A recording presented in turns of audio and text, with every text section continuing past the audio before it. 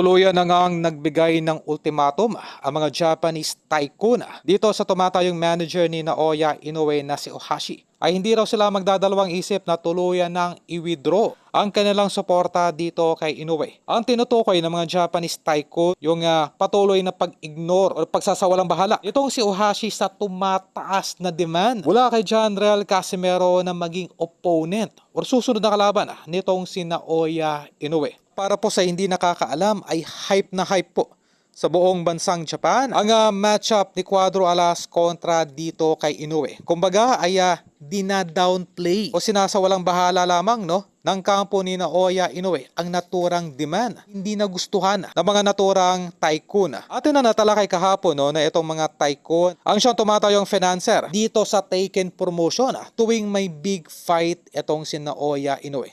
Sila po yung nagpapaluwal para may daos ang nasabing mega bout. Well, obviously sa oras na mag-withdraw itong mga tycoon ang financial support sa Taken Promotion at siyang promoter nitong si Naoya Inoue ay maaari pong malagay sa alanganin ang mga upcoming big fights nitong si Inoue. Kaya ito po ay wala ng choice kundi sumunod na lamang sa demand ng mga nasabing tycoon. Itong mga tycoon na to ang siyang umalalay sa Taken Promotion upang mabigyan lamang ng ingrandeng laban itong si Naoya Inoue.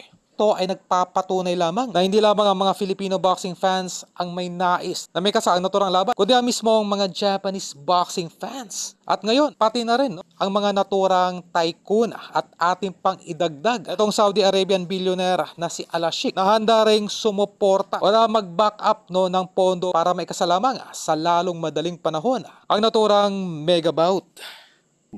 もうハードソフトが一体にならないとね、効力も全然